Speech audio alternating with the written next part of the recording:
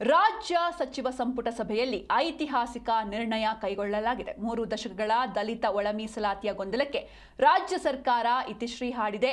ಒಳ ಮೀಸಲಾತಿ ನಿಗದಿ ಮಾಡೋದರ ಜೊತೆಗೆ ರೋಸ್ಟರ್ ಬಿಂದುಗಳ ನಿಗದಿಪಡಿಸಿ ಗೊಂದಲವನ್ನ ಬಗೆಹರಿಸಿದೆ. ದಲಿತ ಸಮುದಾಯದ ಸಚಿವರ ಸರ್ವಸಮ್ಮತ ನಿರ್ಣಯಕ್ಕೆ ಸಂಪುಟ ತನ್ನ ಸಹಮತಿಯ ಮುದ್ರೆ ಒಪ್ಪಿದೆ. ಈ ಬಗ್ಗೆ ಒಂದು ರಿಪೋರ್ಟ್ ಇದೆ ನೋಡಿ. ದಲಿತ ಒಳ ಮೀಸಲಾತಿಯ ಗೊಂದಲ ಅಂತ್ಯ. ಒಳ ಮೀಸಲಾತಿ ಪ್ರಮಾಣ ನಿಗದಿಪಡಿಸಿದ ಸಂಪುಟ. 3.5 ದಶಕಗಳ ಹೋರಾಟಕ್ಕೆ ತೆರೆ ಎಳೆದ ಸರ್ಕಾರ. ದಲಿತ ಸಮುದಾಯದ 3.5 ದಶಕಗಳ ಕೂಗಿಗೆ ಸಿದ್ದರಾಮಯ್ಯ ಸಚಿವ ಸಂಪುಟ ಸಭೆ ನ್ಯಾಯ ದೊರಕಿಸಿಕೊಟ್ಟಿದೆ. ಅಲ್ಲದೆ ದಲಿತ ಸಮುದಾಯಗಳ ಒಳ ಮೀಸಲಾತಿ ಹೋರಾಟಕ್ಕೆ ಕೊನೆಗೂ ಜಯ ಸಿಕ್ಕಿದಂತಾಗಿದೆ. ಸಿಎಂ ಸಿದ್ದರಾಮಯ್ಯ ನೇತೃತ್ವದಲ್ಲಿ ಇಂದು ನಡೆದ ಸಚಿವ ಸಂಪುಟ ಸಭೆಯಲ್ಲಿ ಒಳ ಮೀಸಲಾತಿಯನ್ನ ಸರ್ವಸಮ್ಮತದಿಂದ ಒಪ್ಪಿಕೊಳ್ಳಲಾಗಿದೆ. ದಲಿತ ಎಡಗೈ ಹಾಗೂ ಬಲಗೈ ಸಮುದಾಯಗಳ ನಡುವೆಯೇ ಹಂಚಿಕೆಯ ವಿಚಾರದಲ್ಲಿ ಗೊಂದಲ ಎದ್ದಿತ್ತು. ಬಲಗೈ ಸಮುದಾಯ ತೀವ್ರ ಅಸಮಾಧಾನ ಹೊರಹಾಕಿತ್ತು. 101 ಜಾತಿ ಉಪಜಾತಿಗಳಿಗೆ ಸರಿಯಾದ ನ್ಯಾಯ ಒದಗಿಸಿಲ್ಲ ಅಂತ ಬೇಸರ ಹೊರಹಾಕಿತ್ತು. ಇದಕ್ಕೆ ಬೋವಿ, ಬಂಜಾರ, ಲಂಬಾಣಿ ಸಮುದಾಯಗಳು ಬೆಂಬಲ ವ್ಯಕ್ತಪಡಿಸಿದ್ವು. ಆದರೆ ಎಡಗೈ ಸಮುದಾಯ ಮಾತ್ರ ಒಳ ಮೀಸಲಾತಿ ಆಗಲೇಬೇಕೆಂದು ಆಗ್ರಹಿಸಿತ್ತು. ಇದೀಗ ಎಲ್ಲರ ಮನವೊಲೈಕೆ ಮಾಡಿ ಮೀಸಲಾತಿಯನ್ನ ಹಂಚಿಕೆ ಮಾಡಲಾಗಿದೆ. 5.25, 5.25, 4.5ರಂತೆ ಮೀಸಲಾತಿ ಹಂಚಿಕೆ. ರೋಸ್ಟರ್ ಪದ್ಧತಿಯ ಗೊಂದಲವು ಪರಿಹಾರ. ಹಿಂದೆ 17% ಮೀಸಲಾತಿಯಲ್ಲಿ 6.5ರಂತೆ ಒಳ ಮೀಸಲಾತಿ ಹಂಚಲಾಗಿತ್ತು. ಆದರೆ ಸುಪ್ರೀಂ ಕೋರ್ಟ್ ಒಟ್ಟು ಮೀಸಲಾತಿ 50% ಮೀರುವಂತಿಲ್ಲ ಎಂಬ ತೀರ್ಪು ಅಡ್ಡಿಯಾಗಿತ್ತು. ಇದು ಒಳ ಮೀಸಲು ಹಂಚಿಕೆಗೆ ಹಿನ್ನಡೆಯಾಗಿತ್ತು. 15% ಮೀಸಲು ಪ್ರಮಾಣದಲ್ಲಿಯೇ ಒಳ ಮೀಸಲು ಹಂಚೋಕೆ ಸಿಎಸ್ ನೇತೃತ್ವದಲ್ಲಿ ಕಮಿಟಿ ರಚಿಸಲಾಗಿತ್ತು. ಅದರ ವರದಿಯನ್ನ ಆಧರಿಸಿ ಕಾನೂನು ಇಲಾಖೆಯ ಸಲಹೆಯ ಮೇರೆಗೆ ಆಡಳಿತಾತ್ಮಕವಾಗಿ ಎದುರಾಗುವ ರೋಸ್ಟರ್ ಪದ್ಧತಿಯನ್ನು ಗಮನದಲ್ಲಿಟ್ಟುಕೊಂಡು ಮೀಸಲಾತಿಯನ್ನ ಹಂಚಿಕೆ ಮಾಡಲಾಗಿದೆ. ಅದರಂತೆ ಪ್ರಸ್ತುತ ಇರುವ 15% ಮೀಸಲಾತಿಯಲ್ಲಿ ದಲಿತ ಎಡಗೈ ಸಮುದಾಯಕ್ಕೆ 5.25%, ದಲಿತ ಬಲಗೈ ಸಮುದಾಯಕ್ಕೆ 5.25% ಹಾಗೂ ಉಳಿದ ಅಲೆಮಾರಿ ಸಮುದಾಯಗಳಿಗೆ 4.5% ಮೀಸಲಾತಿಯನ್ನ ಹಂಚಿಕೆ ಮಾಡಲಾಗಿದೆ. ರೋಸ್ಟರ್ ಪದ್ಧತಿಯಲ್ಲಿ ಅಲೆಮಾರಿಗೆ ಸೇರುವ 59 ಉಪಜಾತಿಗಳಿಗೆ ತೊಂದರೆಯಾಗಲಿದೆ ಎಂಬ ಕಾರಣಕ್ಕೆ ಸಿ ಗ್ರೂಪ್ ಹುದ್ದೆಗಳಲ್ಲಿ ಪ್ರತಿ 5 ಹುದ್ದೆಗಳಲ್ಲಿ 1 ಹುದ್ದೆಯನ್ನ ಅಲೆಮಾರಿಗಳಿಗೆ ನೀಡುವ ಬಗ್ಗೆ ಡಿಸಿಷನ್ ತೆಗೆದುಕೊಳ್ಳಲಾಗಿದೆ. 5.25,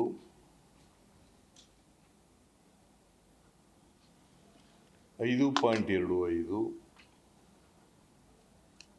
4.5, 5.25 ಅದು ಲೆಫ್ಟ್ಗೆ ಅವರ ಸಂಬಂಧಿತ ಜಾತಿಗಳಿಗೆ, ಗ್ರೂಪ್ ಎ ಅದೇ ಸಂಬಂಧಿತ ಜಾತಿಗಳು ಗ್ರೂಪ್ ಎ. ಗ್ರೂಪ್ ಬಿ ನಲ್ಲಿ 6% ಕೊಟ್ಟಿದ್ವಲ್ಲ ಹಿಂದೆ, ವಲಯರು ಮತ್ತು ಅದಕ್ಕೆ ಸಂಬಂಧಿತ ಜಾತಿಗಳು, ಅವ್ರಿಗೆ 6 ಕೊಟ್ಟಿದ್ದು, ಅದಕ್ಕೆ 5.25. ಬೋವಿ, ಲಂಬಾಣಿ, ಕೊರ್ಚ, ಕೊರಮ ಮತ್ತು 59 ಅಲೆಮಾರಿ ಜಾತಿಗಳು, ಇವೆಲ್ಲ ಸೇರಿ 4.5. ಚುನಾವಣೆಯಲ್ಲಿ ಕೊಟ್ಟ ಭರವಸೆ ಈಡೇರಿಸಿದ್ದೇವೆ, ಹಂತ ಹಂತವಾಗಿ ಅನುಷ್ಠಾನ ಮಾಡ್ತೇವೆಂದ ಸರ್ಕಾರ. ಇನ್ನು 2025ರ ವಿಧಾನಸಭಾ ಚುನಾವಣೆ ಪ್ರಣಾಳಿಕೆಯಲ್ಲಿ ನಾವು ಒಳ ಮೀಸಲಾತಿ ಜಾರಿಗೆ ತರ್ತೇವೆ ಅಂತ ಹೇಳಿದ್ವಿ. ಅದಕ್ಕೂ ಮೊದಲು ಚಿತ್ರದುರ್ಗದ ಸಮಾವೇಶದಲ್ಲಿ ಜಾರಿಗೆ ತರುವ ಘೋಷಣೆ ಮಾಡಿದ್ವಿ. ಹಾಗಾಗಿ ಕೊನೆಗೂ ನಮ್ಮ ಸರ್ಕಾರ ಮೀಸಲಾತಿ ತರುವಲ್ಲಿ ಯಶಸ್ವಿಯಾಗಿದೆ ಅಂತ ಗೃಹ ಸಚಿವ ಪರಮೇಶ್ವರ್ ಹೇಳಿದ್ದಾರೆ. ಹರಿಯಾಣ, ಆಂಧ್ರ, ತೆಲಂಗಾಣದಲ್ಲಿ ಒಳ ಮೀಸಲಾತಿ ಹಂಚಿಕೆ ಮಾಡಿದ್ರು. ಆದ್ರೆ ನಾವು ಮಾಡಿರುವ ಮಾಡೆಲ್ ಇಡೀ ದೇಶವೇ ಮೆಚ್ಚಲಿದೆ ಅಂತ ಸಂತಸ ವ್ಯಕ್ತಪಡಿಸಿದ್ರು. ಇನ್ನು ಇದೇ ವೇಳೆ ಮಾತನಾಡಿದ ಸಚಿವ ತಿಮ್ಮಾಪುರ, ಬಹಳ ವರ್ಷಗಳ ಬೇಡಿಕೆ ಈಡೇರಿದೆ ಅಂದ್ರು. ಮಹದೇವಪ್ಪ, ಯಾರಿಗೂ ಅನ್ಯಾಯವಾಗಿಲ್ಲ, ಎಲ್ರಿಗೂ ನ್ಯಾಯ ಸಿಕ್ಕಿದೆ ಅಂದ್ರು. ಮುನಿಯಪ್ಪ ಒಳ ಮೀಸಲಾತಿ ಹಂಚಿಕೆ ಮಾಡಿದ್ದಕ್ಕೆ ಗದ್ಗದಿತರಾದ್ರು. ಎಲ್ಲರಿಗೆ ಅಭಿನಂದನೆ ಸಲ್ಲಿಸಿದ್ರು. ಬಹಳ ದಿವಸಗಳ ಹೋರಾಟ. ಹಲವಾರು ಮುಖ್ಯಮಂತ್ರಿಗಳು, ಹಲವಾರು ಪಾರ್ಟಿಗಳು ಬಗೆಹರಿಸಲಾರದೆ ಗೊಂದಲದಲ್ಲಿಟ್ಟಿದ್ರು. ಸನ್ಮಾನ್ಯ ಮುಖ್ಯಮಂತ್ರಿಗಳು ಸಿದ್ದರಾಮಯ್ಯ ಸಾಹೇಬರು ಎಲ್ಲರನ್ನೂ ವಿಶ್ವಾಸ ತೆಗೆದುಕೊಂಡು ಸರ್ವ ಜನಾಂಗದವ್ರನ್ನ ಒಪ್ಪುವ ರೀತಿಯಲ್ಲಿ ಮಾಡಿ ಇಡೀ ಕ್ಯಾಬಿನೆಟ್ ಸರ್ವಾನುಮತದಿಂದ ಒಪ್ಪಿಗೆ ನೀಡಿದೆ. ಇದು ನಾವೆಲ್ಲರೂ ಇದನ್ನು ಭಾಳ ಖುಷಿಯಿಂದ ಒಪ್ಕೊಂಡಿದ್ವಿ. ಮತ್ತು ಎಲ್ಲ ಕ್ಯಾಬಿನೆಟ್ ಸಚಿವರು ಕೂಡ ಒಕ್ಕೂರಿನಿಂದ ಇವತ್ತು ಮಾನ್ಯ ಮುಖ್ಯಮಂತ್ರಿಗಳ ಕೈಯನ್ನು ಬಲಪಡಿಸಿದ್ದಾರೆ. ಒಂದು ಐತಿಹಾಸಿಕವಾದ ತೀರ್ಮಾನ.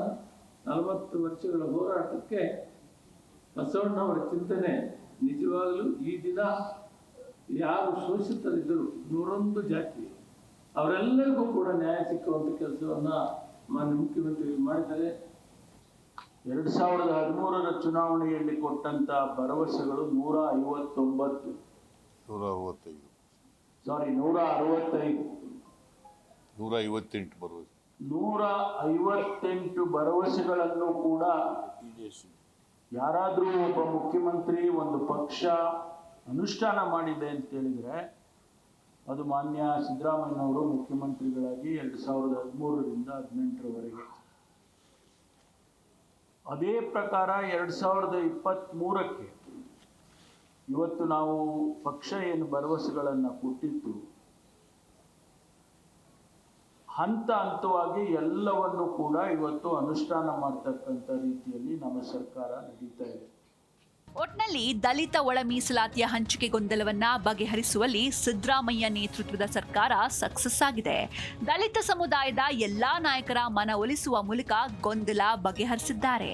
ಎಲ್ಲಾ 101 ಜಾತಿ ಉಪಜಾತಿಗಳಿಗೆ ಸಮಾನವಾಗಿ ಮೀಸಲು ಹಂಚಿಕೆ ಮಾಡುವಲ್ಲಿ ಸರ್ಕಾರ ಐತಿಹಾಸಿಕ ನಿರ್ಣಯ ಕೈಗೊಂಡಿದೆ. ಮುಂದೆ ಸಮುದಾಯಗಳು ಇದಕ್ಕೆ ಹೇಗೆ ಪ್ರತಿಕ್ರಿಯಿಸುತ್ತವೆ ನೋಡಬೇಕಿದೆ.